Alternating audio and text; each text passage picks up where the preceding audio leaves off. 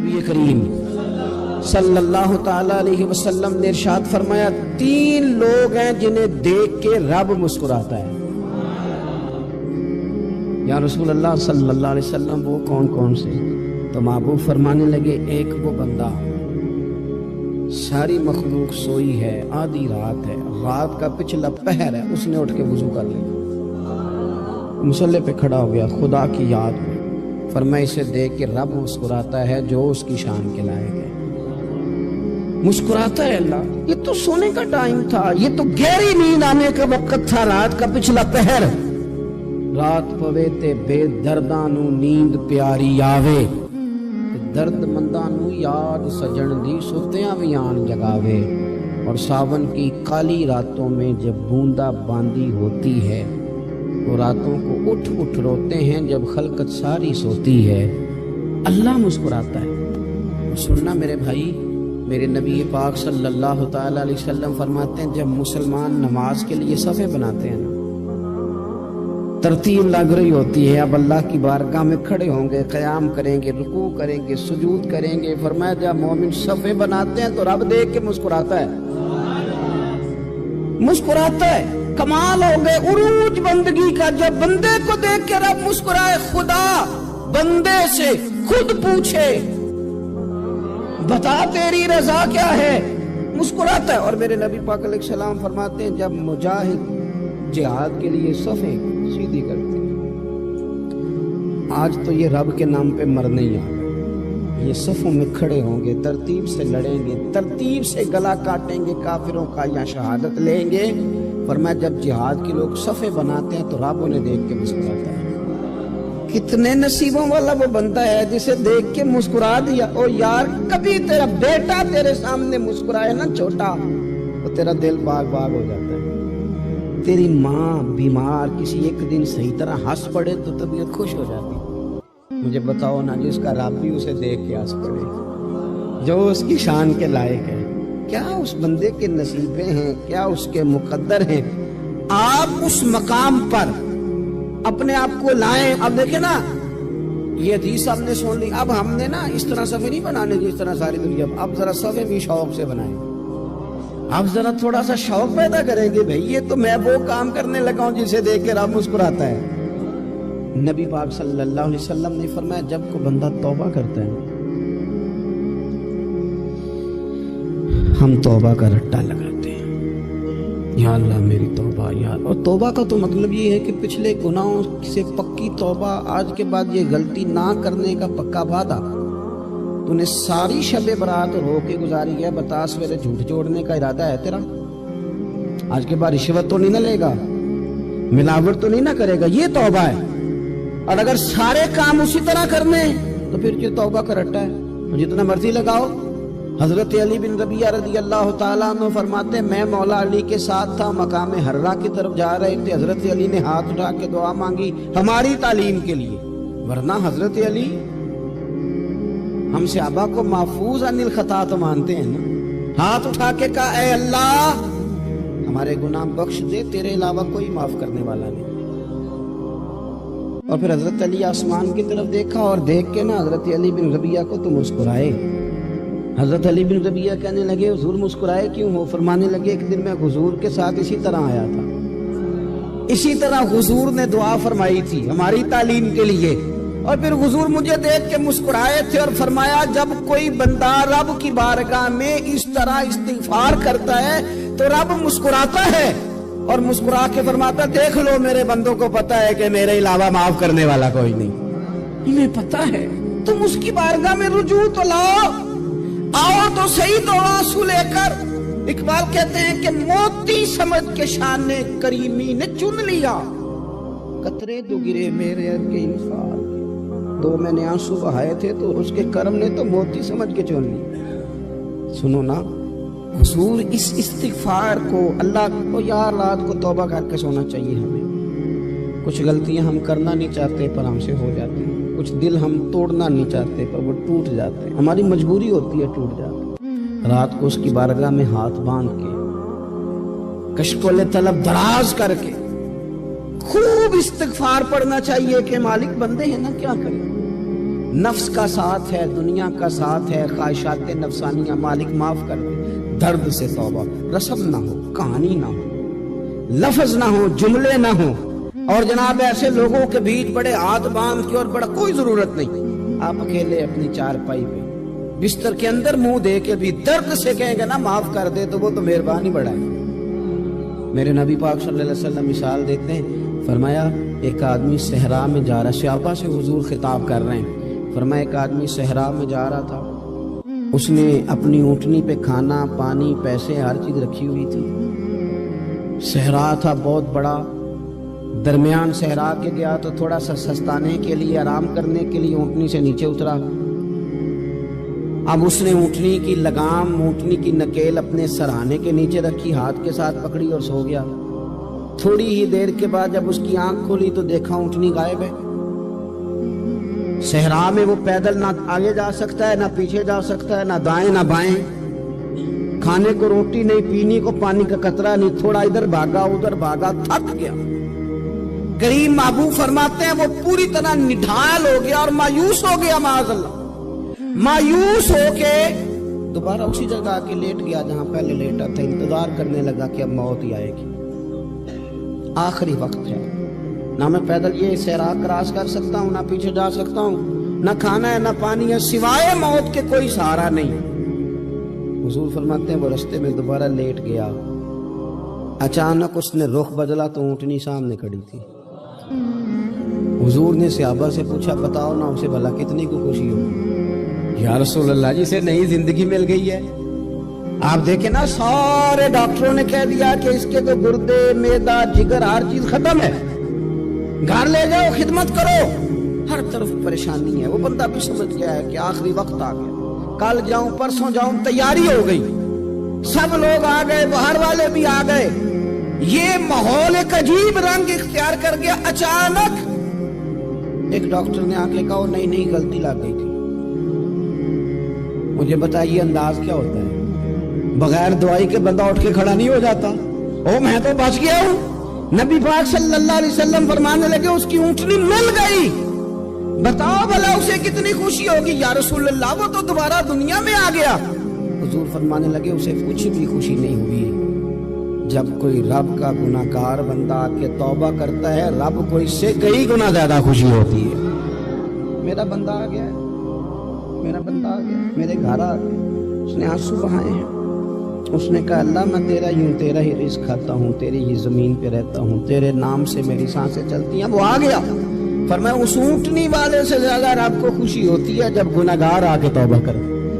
گناہگاروں کے آنسو اس کی بارگاہ میں بڑے مقبول ہیں، لیکن ہم رسم ادا کرتے ہیں، توبہ نہیں کرتے، ہم اپنے آپ کے ساتھ دھوکہ کرتے ہیں، جھوٹ بولتے ہیں۔ ہم بندہ کوئی ناراض ہو جائے تو ہمیں کو نہیں نیند آتی، اس کے گھر چلے جاتے ہیں۔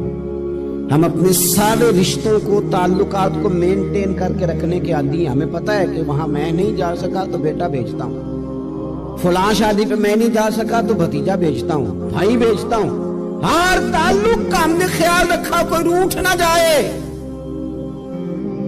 لیکن کمال ہے نا، یہ نہیں سوچا کہ اگر رب روٹ گیا تو جب وہ روٹ جائے نا تو سارے رشتے بھی بندے کے پاس موجود ہوں تو کوئی کرامت نہیں ہوتی، پھر کروڑوں روپیہ جیب میں ہوں تو ڈاکٹروں کی دوائیاں اثر نہیں کرتی۔ وہ روٹ جائے تو پھر انسان اس طرح سے پھسلتا ہے کہ بڑے بڑے اس کے پاس دروازے ہوتے ہیں پر کسی جگہ اس کا ہاتھ نہیں لگتا۔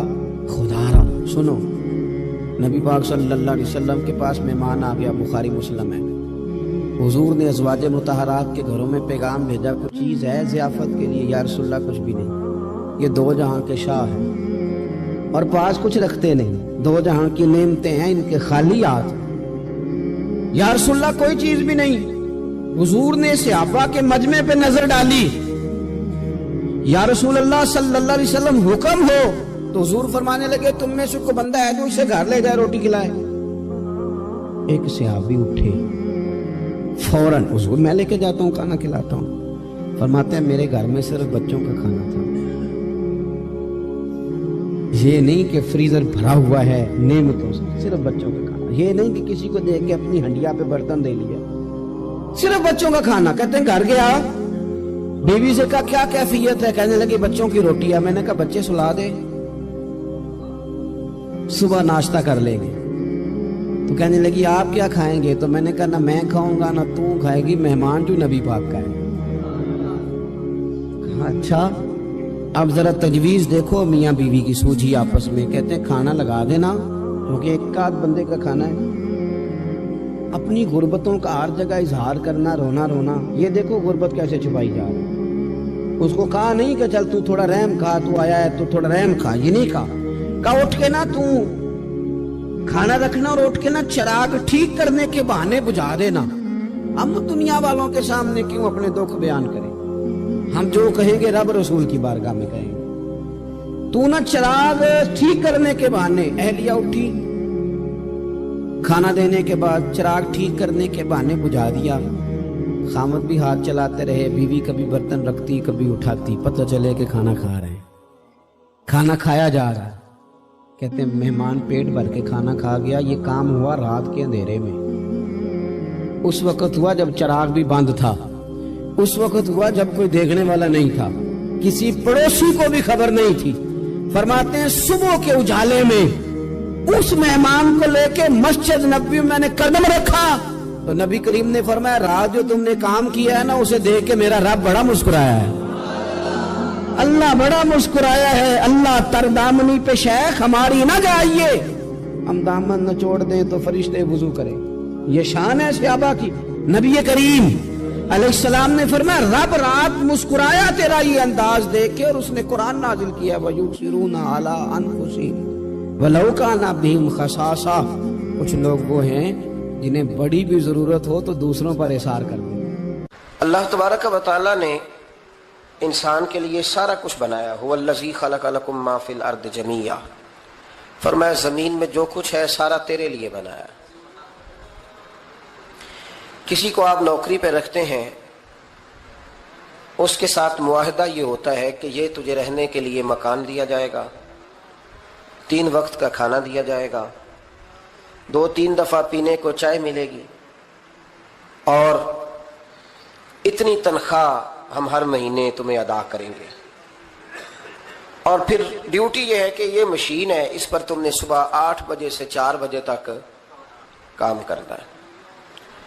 اب وہ شخص کیا کرتا ہے؟ وہ تنخواہ بھی وصول کرتا ہے، مکان پہ بھی قبضہ کر لیتا ہے، اور وہ 3 وقت کھانا بھی کھا لیتا ہے، چائے بھی پی لیتا ہے، اور مہینے کے بعد تنخواہ بھی وصول کر لیتا ہے، پر مشین پہ کھڑا نہیں ہوتا۔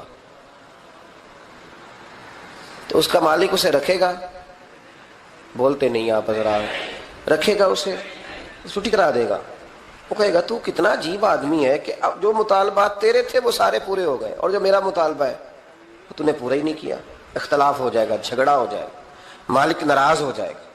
سمجھانے کے لیے مثال دے رہا ہوں کہ ہم نے کیا کیا ہے۔ ہم نے اللہ کی دی ہوئی زمین پر گزارا بھی کیا، اس کا دیا ہوا رزق بھی کھایا، اللہ نے اولاد دی ہمیں، اللہ نے صحت دی، سارا کچھ دیا۔ تو جو مطالبے ہمارے تھے وہ تو سارے پورے ہو گئے، اور جو رب کا مطالبہ تھا کہ میرے قرب کے رستے کا سفر کرو، تلاش کرو، وجاہدوا فی سبیل اللہ، میرے رستے میں مجاہدہ کرو، جد و جہد کرو، آگے بڑھو، وہ ہم نے کب کرنا ہے؟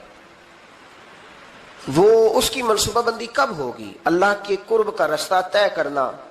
ہمارے صوفیاء روز دیکھا کرتے تھے کہ آج ہمارے دل میں ہمارے رب کی کتنی محبت ہے، آج کتنا میرا دل چاہ رہا ہے کہ میں اپنے اللہ کی طرف بڑھوں۔ روز ذائقہ محسوس کرتے تھے، طلب پیدا کرتے تھے۔ ہمارے مزاجوں کے اندر ہر چیز کی طلب پیدا ہو گئی ہے، لیکن وہ جو ایک خاص ذوق تھا نا اللہ کے قرب کا، اس کی چاہت، اس کی طلب، اس کی طرف بڑھنا، محسوس کرنا کہ میرا رب ہے، محسوس کرنا کہ میں کسی کا بندہ ہوں، مجھے کوئی رزق دیتا ہے۔ ہمارے صوفیاء، اولیاء، صحابہ، اہل بیت، انبیاء یہ ہر وقت محسوس کرتے تھے کہ میں کوئی شترے بے مہار نہیں، کوئی میرا ہے جو مجھے بنانے والا ہے، جو مجھے نوازنے والا ہے، جو مجھے عطا کرنے والا ہے۔ وہ اپنے رب کی چاہت کرتے، اپنے رب سے محبت کرتے، اپنے رب کی طلب پیدا کرتے، شوق بڑھاتے روز عبادت کا۔ ان کے اندر ایک جذبہ تھا جو روز پروان چڑھتا تھا، 5 نمازیں پڑھنے کے باوجود وہ اشراق پڑھتے، چاش پڑھتے، تہجد پڑھتے، صلاۃ اللیل پڑھتے، وہ قرآن پاک کی تلاوت کرتے، پھر بھی کبھی ان کا ذوق آتا تو وہ دنیا سے کٹ کے مصلی پہ ہی آ کے بیٹھ جاتے. لیکن وہ درد، وہ ذائقہ، وہ کیفیت، وہ چیزیں مان پڑتی جا رہی ہیں. قوم اگر کبھی کو مسئلہ پوچھتی ہے تو بڑا عارضی سا، رب دا طالب کوئی نہ ملیا، جو ملیا طالب زردہ ہو. حضرت سلطان باؤ فرماتے ہیں کہ مطلب کدھر گئے لوگ جو رب کو طلب کرتے تھے، جن کی خواہش تھی کہ ہمیں اللہ کا قرب نصیب ہو، پیارے رسول صلی اللہ علیہ وسلم کی معرفت کا ذوق ہمیں نصیب ہو، وہ کہاں گئے؟ ہمارا ایک مقصد تھا. دیکھیں نا، بڑا پیار آتا ہے اللہ کو اس بندے پہ. حضرت علامہ اسماعیل حقی رحمۃ اللہ علیہ فرماتے ہیں کہ اللہ نے فرشتوں سے کہا کہ میں نے انی جاعل فی الارض خلیفہ، زمین پہ نائب بناؤں گا. قالوا اتجعل فیہا من یفسد فیہا ویسفک الدماء ونحن نسبح بحمدک ونقدس لک قال انی اعلم ما لا تعلمون. فرمایا میں زمین پہ نائب بنانے والا ہوں. تو کہنے لگے یا اللہ وہ تو فساد پھیلائے گا، خون ریزی کرے گا. تو اللہ نے فرمایا جو تم جانتے ہو وہ میں، جو میں جانتا ہوں وہ تم، جو میں جانتا ہوں وہ تم نہیں جانتے، تمہیں نہیں پتا. تو علامہ اسماعیل حقی فرماتے ہیں وہ کیا تھا جس کو فرشتوں کو نہیں پتا تھا؟ فرماتے ہیں یہ وہی انسان کے اندر جو اللہ کے قرب کے متلاشی ہونے کا جذبہ تھا. فرشتے اسے جانتے. لوہے محفوظ پہ یہ تو پڑھ دیا تھا کہ یہ فساد کرے گا، یہ تو پڑھا تھا کہ ابو جہل فساد کرے گا. یہ نہیں پڑھ سکے تھے کہ ابو بکر رویا بھی کرے گا. یہ تو پڑھ لیا تھا انہوں نے، یہ تو پڑھ لیا تھا کہ اخنس بن شریک تلواریں نکال کے لوگوں کو قتل کرے گا. یہ نہیں پڑھا تھا کہ مولا علی شیر خدا مزدوری کریں گے اور جو مزدوری ملے گی وہ اللہ کے بندوں میں تقسیم کر دیا کریں گے. یہ تو انہوں نے پڑھ لیا تھا کہ ابو البختری، ابو لہب یہ لوگوں کے گلے کاٹیں گے. پر یہ نہیں پڑھا تھا کہ عثمان غنی رضی اللہ تعالیٰ عنہ قحط کے زمانے میں بھی کروڑوں کا مال اللہ کے راستے میں خرچ کر دیا کرے. وہ جو انسان کے اندر طلب ہے، وہ جو تڑپ ہے، وہ جو شوق ہے، وہ جو کیفیت ہے، وہ جو معرفت کا نور ہے، یہ اللہ کو بڑا ہی پسند ہے، یہ بڑا ہی پسند ہے. اس لیے حدیث قدسی میں رب فرماتا ہے مجھے تلاش کرنا ہو تو ٹوٹے ہوئے دلوں میں تلاش کیا، ٹوٹے ہوئے دلوں. اب وہ میں معرفت کی کیا بات کروں گا، پہلے تو میں کیا کر سکتا ہوں، لیکن اگر میں کروں بھی کہیں سے چلو پڑھ کے تو کروں کہاں؟ میں تو ابھی تک لوگوں سے 5 نمازوں کا وعدہ لے رہا ہوں. وہ معرفت کی بات، قرب الہی کا راستہ، وہ تو بڑی دور کی بات ہے، وہ تو بڑی آگے کی ہے.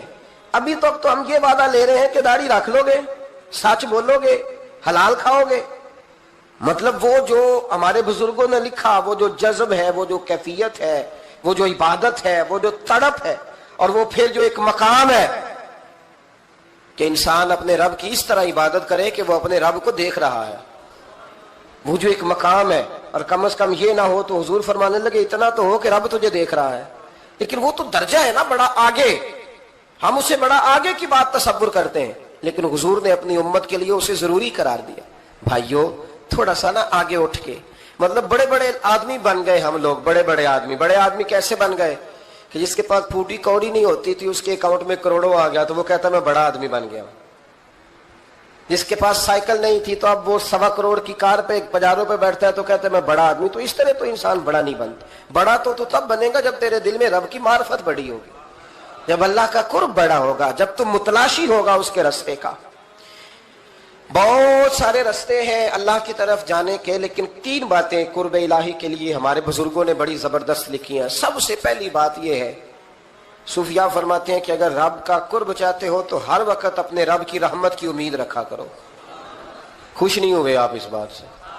ہر وقت اللہ کی رحمت کی، اور فرماتے ہیں دل سے امید رکھا کرو اور زبان سے اپنے رب کی رحمت کا ذکر کیا کرو. ہر وقت کہا کرو کہ میرا اللہ بڑا ہی مہربان، میرا اللہ بڑا ہی کریم. ہمارا پتہ کیا حال ہے؟ شکر بھی شکوے کے انداز میں. کیا حال ہے؟ کہتے بس جی بس شکر ہے الحمدللہ. تو یہ کون سا شکر ہے جی؟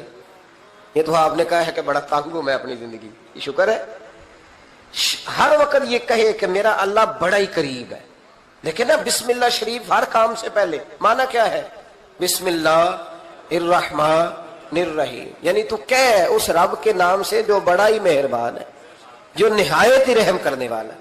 ہر وقت کہہ کہ میرا اللہ بڑا مہربان ہے، میرا اللہ بڑا رحم. ہر وقت وہ خاص ذوق، وہ درد، وہ شوق بس تو کہے کہ یار جو اللہ نے مجھے دیا ہے وہ شاید اللہ نے کسی اور کو دیا ہی نہیں. تیرا یہ ذوق بنے, تیرے اندر اللہ کی رحمت کے ساتھ خاص تعلق پیدا ہو. میرے رسول کریم علیہ السلام ہر مقام پہ اپنے رب کی رحمت کا ذکر فرماتے. بات کسی کی ہو رہی ہوتی, حضور چھیڑ اللہ کی رحمت کا ذکر دیتے. ایک صحابی چڑیا کے بچے اٹھا کے لے آئے.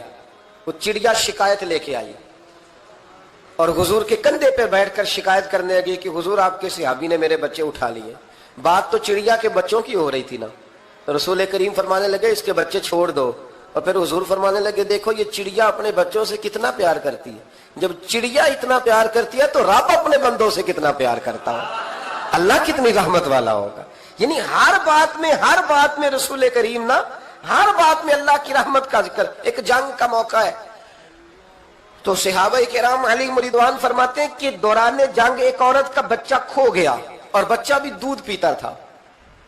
دودھ پیتا بچہ کچھ دیر ملے نا تو ماں کی چھاتیوں میں دودھ جوش مارتا ہے. دودھ پیتا بچہ کھو گیا تو عورت دیوانوں کی طرح, مجذوبوں کی طرح بچہ تلاش کرتی. میرا بچہ, کبھی ادھر جاتی ہے کبھی ادھر جاتی ہے, ڈھونڈتی ہے, تلاش کرتی ہے, پریشان ہوتی. میرے رسول کریم کی نظر پڑ گئی, حضور کی نظر رحمت ہو گئی. تو محبوب فرمانے لگے صحابہ بتاؤ اس کا بچہ ڈھونڈو. ایک صحابی کہنے لگے حضور مجھے پتا ہے کہاں ہے, ابھی ملوا دیتا ہوں. تو حضور نے فرمایا یہ اپنے بچے سے کتنا پیار کرتی. عرض کی حضور نہ کوئی ماپ سکتا ہے, نہ کوئی تول سکتا ہے, نہ کوئی اندازہ کر سکتا ہے. حضور کی آنکھوں میں آنسو آ گئے. فرمایا ذرا ایک بات تو بتاؤ یا رسول اللہ پوچھئے. فرمایا اگر اس کا بچہ اسے مل جائے تو یہ اسے آگ میں ڈالے گی. تو صحابہ عرض کرنے لگے حضور ہو ہی نہیں سکتا, یہ تو گرم ہوا نہیں لگنے دے گی. تو حضور فرمانے لگے میرا رب اس سے بہت بڑھ کر اپنے بندوں سے محبت کرنے والا اور اس سے بہت بڑھ کر اپنے بندوں پہ رحم کرنے والا ہے. وہ بھی چاہتا نہیں کہ اس کے بندے جہنم میں جائیں, وہ بھی چاہتا. حضور ہر لمحہ اللہ کی رحمت کا ذکر کرتے ہیں, صبح سے شام تک نا. آج آپ نے جمعے سے لے کر تراویح تک, عشاء تک, وہ جو گھٹنا درد کرتا ہے نا اس کو مہربانی کر کے چھوڑ دیں, اور جو بچہ نافرمان ہے اس کو بھول جائیں. آج سارا دن نا اللہ کی رحمت کا ذکر کریں کہ اللہ بڑا ہی کریم ہے, اس کے فضل کا ذکر کریں. ایک کاروبار ہی نہیں نا چلتا, پیر تو چلتے ہیں نا اللہ کے فضل سے, زبان تو چلتی ہے نا, ہاتھ آنکھیں یہ سارا کچھ چل رہا ہے نا. جو شے نہیں نہ چل رہی اس کو آج چھوڑ دے مہربانی کریں. جو ساری چل رہی ہے اس پر تو اللہ کی رحمت کا اظہار کریں, اس پر تو غور فرمائیں. امام غزالی نے بڑی خوبصورت روایت لکھی. حضرت ابو ہریرہ رضی اللہ تعالیٰ عنہ فرماتے ہیں کہ ہم لوگ بیٹھے تھے تو یکا یک ایک دیہاتی عرابی آیا, یکا یک اندر داخل ہوا. السلام علیکم کہا. بندہ بڑا سادہ تھا, یہ بھی نہیں پوچھا کہ باتیں کیا ہو رہی تھی, کوئی سوال جواب نہیں. سلام لینے کے فوراً بعد عرض کرتا یا رسول اللہ ایک مسئلہ پوچھنا تھا. کہتے ہم حیران ہو گئے کہ یار پہلے پوچھ تو لے, پہلے کیا بات ہو رہی, آتے ہی اپنی چھیڑ دی ہے. ایک مسئلہ پوچھنا تو حضور نے فرمایا پوچھو. عرض کرنے لگا حضور یہ بتائے قیامت والے دن حساب کس نے لینا ہے. تو محبوب مسکرائے, فرمایا بولے آدمی سادی سی بات ہے, حساب اللہ نے لینا ہے. کہتے وہ بات سن کے نا تو چل پڑا, جواب سن کے تو چل پڑا, رکا ہی نہیں. تو حضور نے فرمایا ٹھہر تو جا, پہلے تو آیا ہے, سلام لی ہے, بات بھی کوئی نہیں کرنے دی, دھڑام سے اندر داخل ہوا ہے اور سوال کا جواب لیا اور پھر تو نے تبصرہ ہی نہیں کیا تو نکل گیا ہے. یا رسول اللہ حکم کرے. فرمایا کیا پوچھ رہا تھا. حضور پوچھا ہے کہ حساب کون لے گا. تو حضور فرمانے لگے میں نے بتایا اللہ لے گا. تو بولا کیوں نہیں.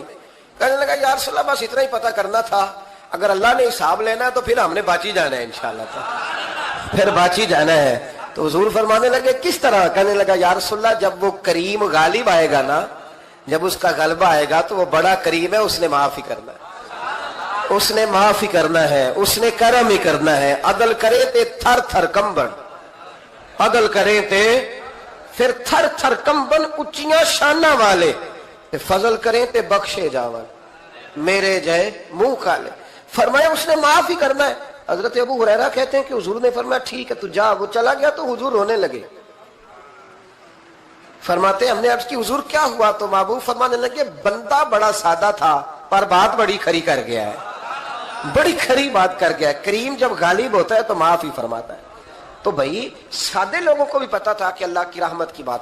ہمارے گھروں میں, ہماری گفتگو میں, ہمارا ایک دوسرے سے ملنا, ناراض نہ ہونا, مایوسی کی باتیں کرتے ہیں, مایوسی. میں انتظار میں ہوں,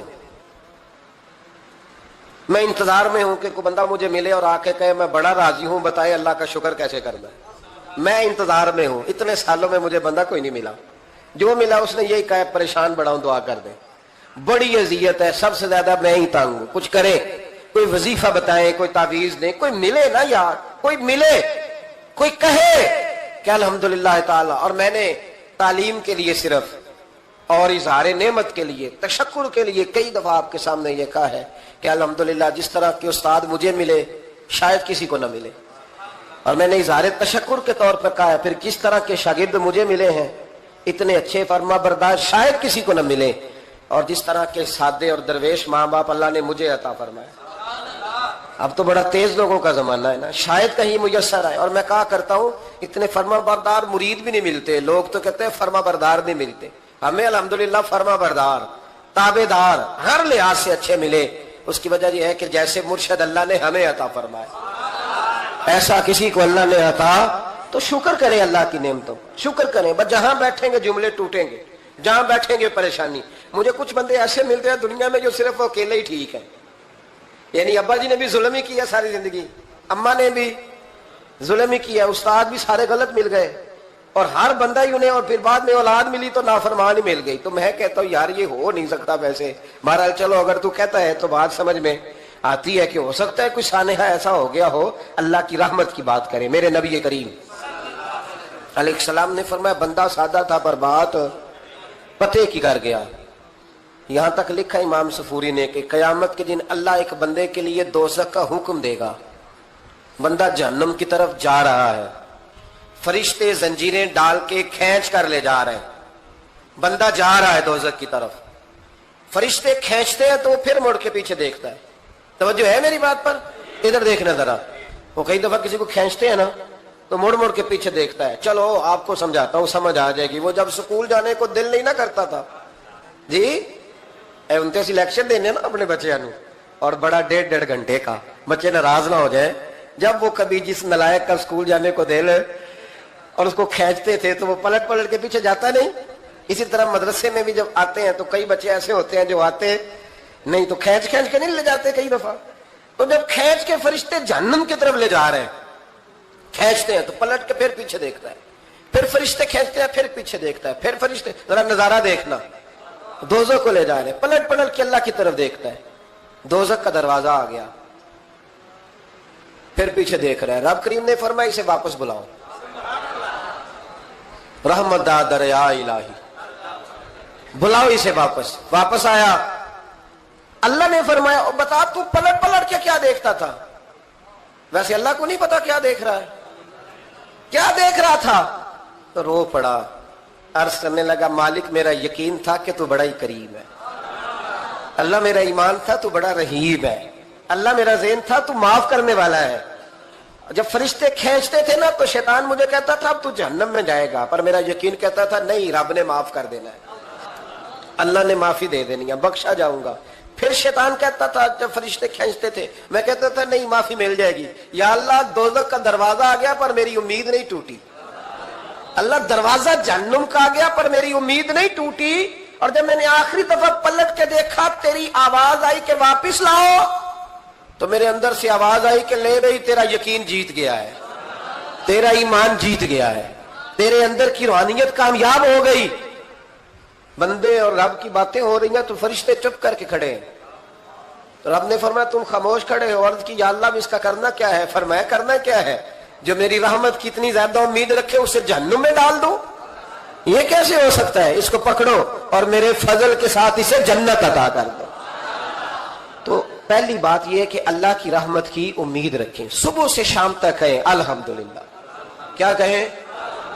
ایک ہوتا ہے تکبر کے طور پر بڑھ کے مارنے کے لیے ذکر کرنا، وہ منع ہے، ڈینگے نہیں مارنے، بلکہ اللہ کی رحمت کا ذکر کریں، تشکر کے لب و لہجے، تشکر کے لب و لہجے۔ ہمارے نا لفظوں سے شکوے چھلکتے ہیں، ہمارے جملوں سے چھلکتا ہے کہ ہم پریشان ہیں، ہماری باتوں سے محسوس ہوتا ہے کہ ہم کسی وجہ سے بڑی تکلیف میں ہیں، اس کو نکال دیں۔ جب بندہ اللہ کی رحمت کی امید کرے گا تو اللہ بھی پھر رحمت، فضل اور کرم کے بادل ہی برسائے گا۔ دوسری بات ہمارے بزرگوں نے لکھی ہے، اگر اللہ کے قرب کا رستہ طے کرنا ہے تو وہ اس طرح ملے گا کہ اللہ کے ہر فیصلے پہ راضی ہو جاؤ. جہاں اللہ نے مجھے بٹھایا میں راضی ہو جاؤں, جہاں اللہ تبارک و تعالیٰ نے میرے بھائی کو بٹھایا ہے وہاں میرا بھائی راضی ہو. جہاں جہاں اللہ نے ہمیں بٹھایا ہے ہم اس جگہ پہ راضی. معاملہ پتہ کیا ہے, ہم اپنی مرضی کا فیصلہ چاہتے ہیں اور مرضی تو اللہ کی چلے گی, مرضی اللہ کی چلے گی. میرے رسول کریم علیہ السلام نے صحابہ سے پوچھا تم کون ہو؟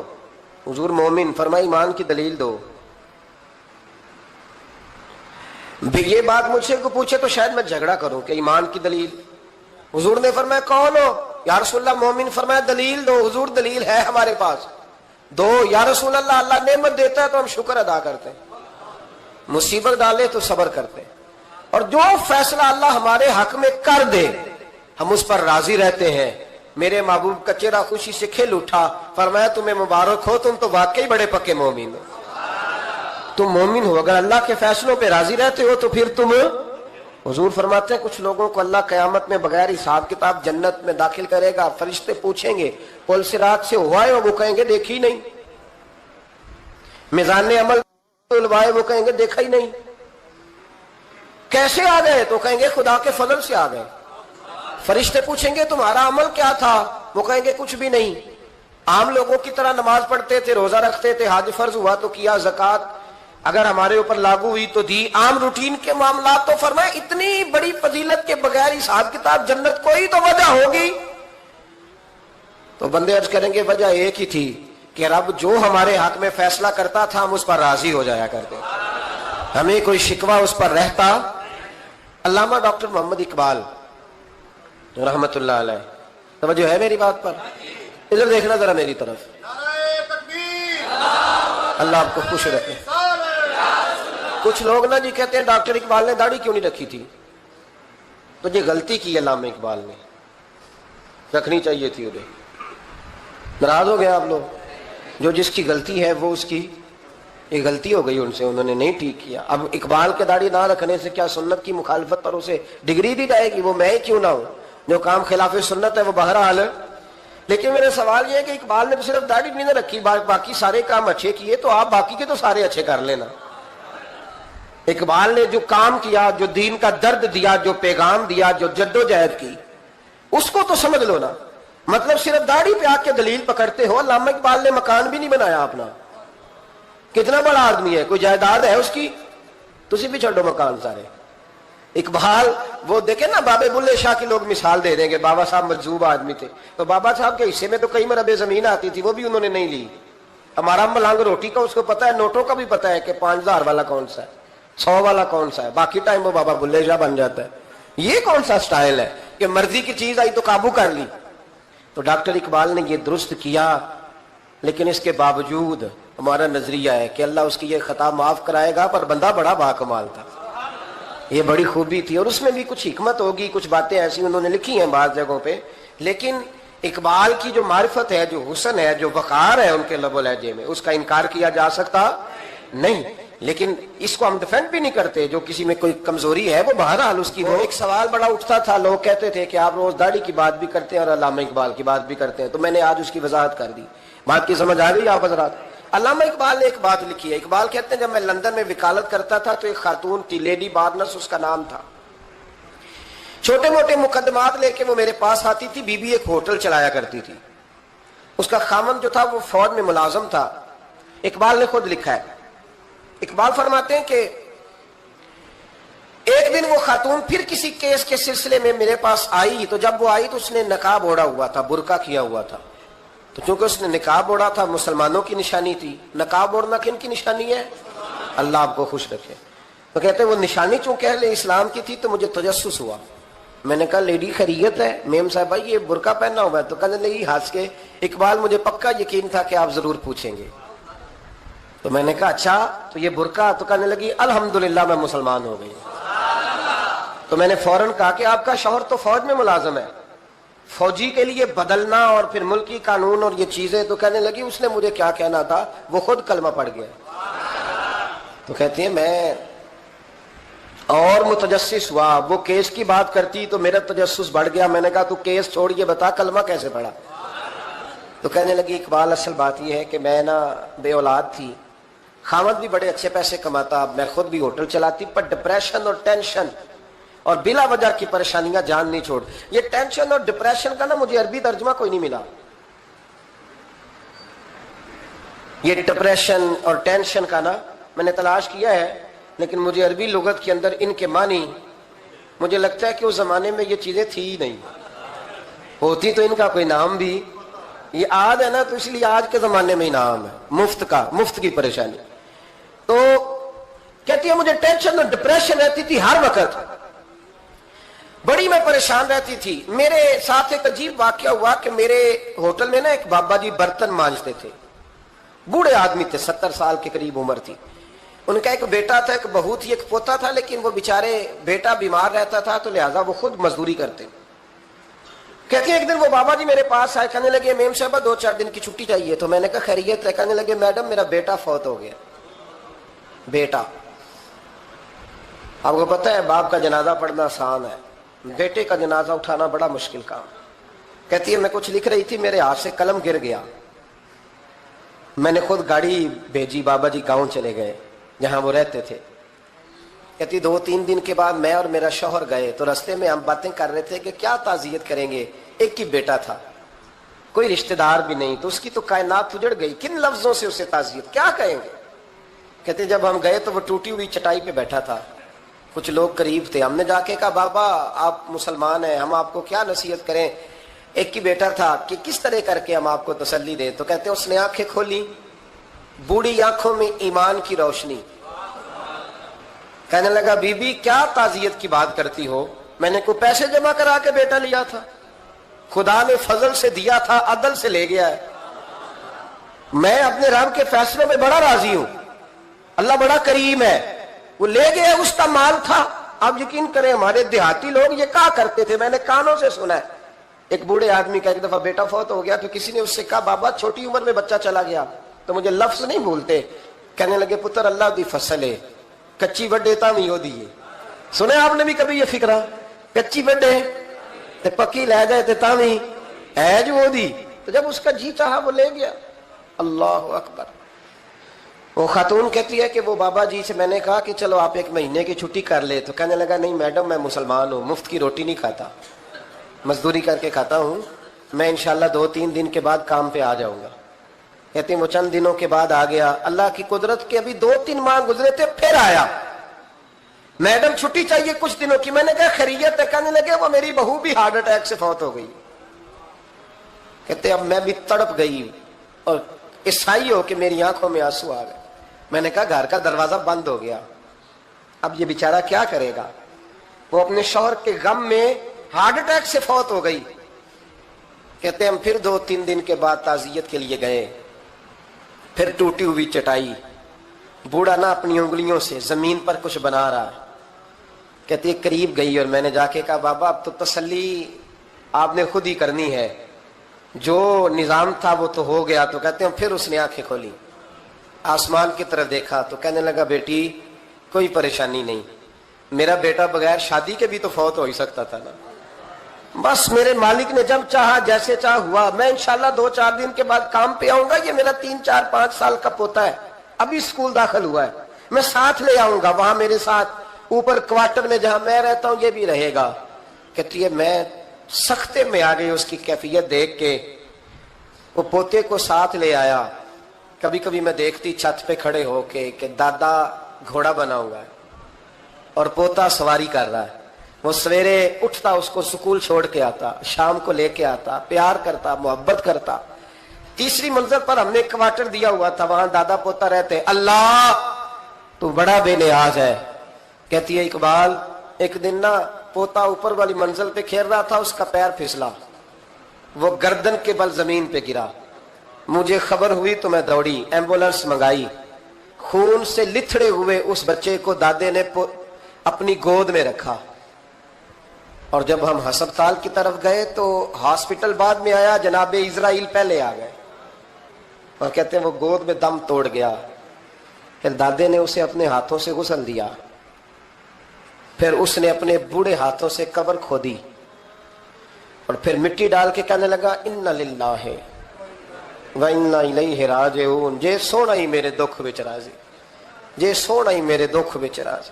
फिर सुख नू चुल्ले डावा, कहते हैं वो मिट्टी डाली उसने, और जब वो वापस पलटा तो मैं बाजू से थाम के होटल करीब लाई, और मैंने उसके करीब कहा कि बाबा तू टूट गया है, तू बिखर गया है, मुझे महसूस होता है कि अब ना तेरी रातें और तेरी सुबह और तेरी शामें गमों में गुजरेंगी। तो कहते हैं यूं उसने हाथ रखे और यूं आंसू छटक दिए।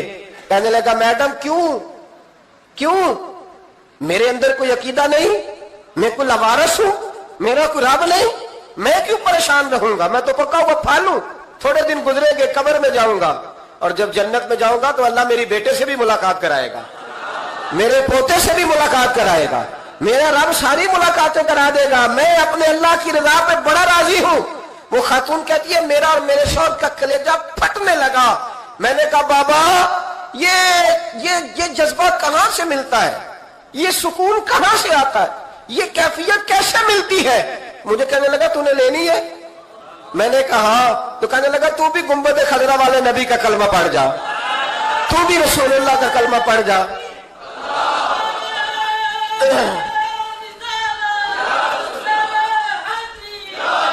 मेरे महबूब का कलमा पढ़, अल्लाह तुझे सुकून अता करेगा। एक हदीस ना पढ़ दो मुस्लिम शरीफ से, बुखारी से एक हदीस ना पढ़ लो ताकि ये बात मजबूत हो जाए। हजरत अबू तलहा रदी अल्लाह ताला, बेटा शदीद बीमार है, मजदूर आदमी थे, कई दिनों से घर थे। बीवी कहने लगी अगर आप घर में बैठे रहेंगे तो खाएंगे कहां से, जाओ आप मजदूरी करो, मैं बेटे को देखती हूं। अबू तलहा मजदूरी करने चले गए, शाम को आए तो बेटा फौत हो चुका था। औरतें बेहौसला होती है ना अक्सर, पर बीवी ने सफेद कपड़ा डाल के कमरे में रख दिया। बेटा, माँ और बेटा को नाप तकता है रिश्ता, बेटे में सफेद चादर डाल के कमरे में रख दिया। हजरत अबू तलहा अंसारी आए, बेटे का क्या हाल है, कहने लगी अल्लाह की रहमत में है। अल्लाह की, कैसा जुमला है, अल्लाह की रहमत में है। खामद ने खाना खाया, बीवी से मिलने को दिल किया तो मुलाकात हुई, फारिग होके बैठे तो खातून उठ के ना खामद के करीब गई, उसका हाथ थामा, कहने लगी नबी करीम अलैहिस्सलाम के सहाबी हो, एक मसला दरियाफ्त करना था, बताओगे? अब पूछो। कहने लगी अगर कोई आपके पास अमानत रखवाए और फिर अपनी अमानत वापस मांगे तो क्या करोगे? हज़रत अबू तलहा कहने लगे पूछने वाली क्या बात है, जिसकी अमानत है वापस कर देंगे। अब जौजा रोई, अब सबर वाली बीबी रोई, अब माँ रोई, आंसू टपके, आंचल से पूछ के कहने लगी अबू तलहा वो बेटा भी अल्लाह की अमानत था और रब अपनी अमानत ले गया है, उठो गुस्ल कफन का बंदोबस्त करो। हजरत अबू तलहा उठे, आमते कामते हाथों से गुस्ल कफन दिया, मस्जिद नबी में पहुंचे, महबूब की बारगाह में अर्ज किया तो रसूल करीम फरमाने लगे तेरे और तेरी बीवी के अमल से अल्लाह भी बड़ा राजी है, अल्लाह के रसूल भी बड़े राजी है और अल्लाह तुझे बरकत अता करेगा। सहाबा कहते हैं फिर अल्लाह ने उन्हें 9 बेटे अता फरमाए, फिर अल्लाह ने उन्हें, अल्लाह की रजा पे राजी रहना सीखो, अल्लाह के करीब चले जाओगे, अल्लाह की रजा पे। हजरत सुफियान सौरी दुआ मांग रहे थे, या अल्लाह राजी हो जा, या अल्लाह राजी हो जा, या अल्लाह राजी हो जा, दुआ मांग रहे थे। बीबी राबिया बसरी पर्दे के पीछे बैठी थी, जब दुआ लंबी हो गई तो कहने लगी सुफियान बस कर, कोई अगला लफ्ज भी बोल, बस कर। आप फरमाने लगे तुझे क्या हुआ? तो कहने लगी तू कब से कह रहा या अल्लाह राजी हो जा, या अल्लाह राजी हो जा, पहले अपने दिल पे हाथ रख के बता तू अल्लाह से राजी है? तू राजी है अल्लाह से? तू रोज नहीं कहता पैसे नहीं है मेरे पास मुझे दे, तू रोज नहीं कहता या अल्लाह फलानी चीज कोई नहीं दे, ऐ अल्लाह फलां को दे दिया मुझे क्यों नहीं देता माज अल्लाह, तू रोज शिकवे नहीं करता? फरमाया पहले तू तो राजी हो जा। तिरमिजी शरीफ की हदीस है, मेरे नबी करीम अलैहिस्सलाम ने फरमाया तुम अल्लाह के दिए हुए थोड़े रिस्क पे राजी हो जाओ, अल्लाह तुम्हारी थोड़ी इबादत से राजी हो जाए। देखे ना इमाम हुसैन का आखिरी जुमला क्या है मैदान करबला, आखिरी जुमला क्या है? मैं 5000 मस्जिद दे के कहता हूं दिया नहीं मैंने, अल्लाह बड़ा राजी है मुझसे, 5 नमाजें पूरी नहीं पढ़ता। इमाम अली मकाम ने ना दिल, कलेजा, जान, औलाद हर चीज निकाल के रख दी, तो आखिरी जुमला ये था ऐ अल्लाह बता तू हुसैन से राजी है कि नाराज है? अल्लाह तू राजी है कि नाराज है? भाई पहली बात रहमत इलाही, दूसरा अल्लाह की रजा पे, यानी अजीब बात है ना, जब अल्लाह करोड़ों दे तो दुनिया छुपाती है, اور جب تھوڑا کاروبار ٹھنڈا ہو جائے تو ساری دنیا کو دنیا بتاتی ہے. تو جب میں تو کہہ رہا ہوں کہ میں بندہ ڈھونڈ رہا ہوں جو مجھے ملے آ کے کہے کہ شکر کا طریقہ بتاؤ, تو مل ہی نہیں رہا. کو ملے جو کہے بڑی خیر ہے, ہر لحاظ سے اپنے رب سے راضی ہو, مل ہی نہیں رہی دنیا. تیسری بات, اگر اللہ کے قریب جانا ہے, یہ ان لوگوں کے لیے جو معرفت الہی کے متلاشی ہیں وہ خاص توجہ کریں. اگر رب کریم کے قریب جانا ہے تو پھر ایک ذہن بنائیں کہ میرا رب میرے ساتھ ہے, میرا رب میرے. نحن اقرب الیہ من حبل الورید. اور درویش کہتے ہیں جے میں تینوں اندر جانا تو پھر مقید جانا, جے میں تینوں باہر جانا تے اندر کون سمانا, اندر بھی تو ہے تے باہر بھی تو, وچ بلا کون نمانا. پھر تصور کریں کہ اللہ میرے ساتھ ہے. حضرت جنید بغدادی رحمۃ اللہ علیہ کہتے ہیں میں نے اپنے مرشد سے کہا کوئی وظیفہ جو پڑھا کروں, تو فرمانے لگے جنید پڑھا کر کہ اللہ میرے ساتھ ہے اور اللہ مجھے دیکھ رہا ہے. یہ وظیفہ پڑھا کر. کیمرے لگا دیے ہر جگہ ہماری گورنمنٹ نے, کہتے ہیں کیمروں کی مدد سے پکڑا گیا, کیمروں کی مدد سے مسجدوں کے دروازوں پہ کیمرے, ایئرپورٹوں پہ کیمرے, ریلوے اسٹیشن پہ کیمرے, بڑے بڑے جنرل سٹور پہ کیمرے. نیچے لکھا ہے خبردار کیمرے کی آنکھ آپ کو دیکھ رہی ہے. کیمرے کی آنکھ دیکھے تو لوگ گناہ نہیں کرتے, تو یہ کیوں نہیں سوچتے کہ رب ہمیں دیکھ رہا ہے؟ یہ تصور کیوں نہیں جمتا کہ رب ہمیں. اور اللہ فرماتے ولی من خاف مقام ربہ جنتان, جو اللہ کے سامنے کھڑے ہونے سے ڈر جائے گا نا, اللہ اسے 2 جنتیں عطا فرمائے گا. اللہ اسے ایک دفعہ اگر کوئی ڈر گیا اللہ کے سامنے کھڑے ہونے, کتنی دفعہ بولیں تو صحیح. اس پر ہمارے مفسرین نے لکھا ہے کہ کبھی زندگی میں ایسا ہو کہ گناہ پر ہمارا پورا قبضہ ہو گیا ہو, گناہ پورا قابو میں آ گیا, اب کوئی روکنے والا نہیں, تو فرمایا جو اس وقت اللہ کے خوف سے ڈر جائے گا اللہ اسے 2 جنتیں عطا فرمائے گا. امام شافعی رحمۃ اللہ علیہ کے زمانے میں نا ایک بادشاہ کا اپنی بیوی سے جھگڑا ہو گیا. تو وہ بھی ملکہ تھی, کسی بادشاہ کی بیٹی تھی, شہزادی تھی. اس نے بھی سخت جملہ کہا, کہنے لگی چل دور ہٹ جہنمی, معاذ اللہ. اب اس نے اپنے خامد کو جہنمی کہا تو کہا, وہ کہنے لگا اس کا خامد کہ اچھا تو مجھے جہنمی کہتی ہے, جا پھر اگر میں جنتی نہیں تو تجھے 3 طلاقیں. اب کیسے ثابت ہو کہ جنتی ہے کہ جہنمی ہے, کیسے پتہ چلے گا؟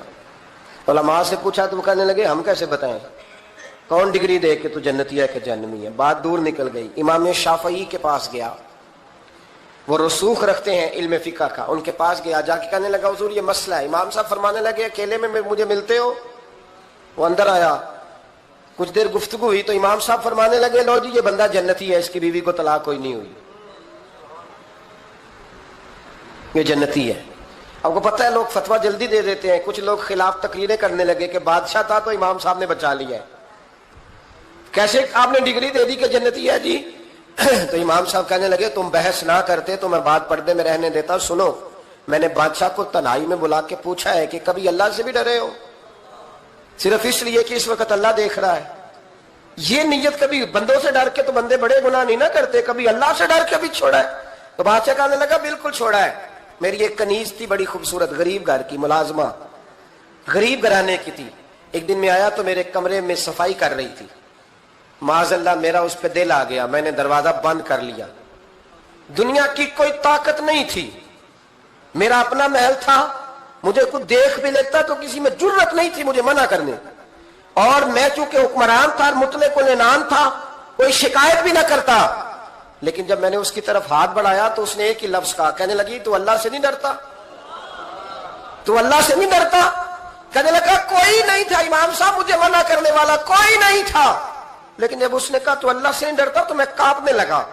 میں نے اس سے معافی مانگی, غریب ملازمہ سے میں نے بادشاہ ہو کے معافی مانگی. میں نے معافی مانگی, پھر میں نے دروازہ کھولا, کہتے وہ چلی گئی.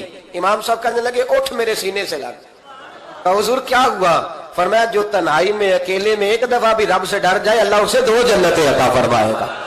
تو جنتی ہے اس لیے کہ تو یار کبھی تو ایسا ہو, کبھی تو ایسا ہو بھولا گاہک ہمارے قبضے میں آ گیا ہو, ہم اپنا پورا اس پر تسلط رکھتے ہو پر ہم اللہ سے ڈر جائیں.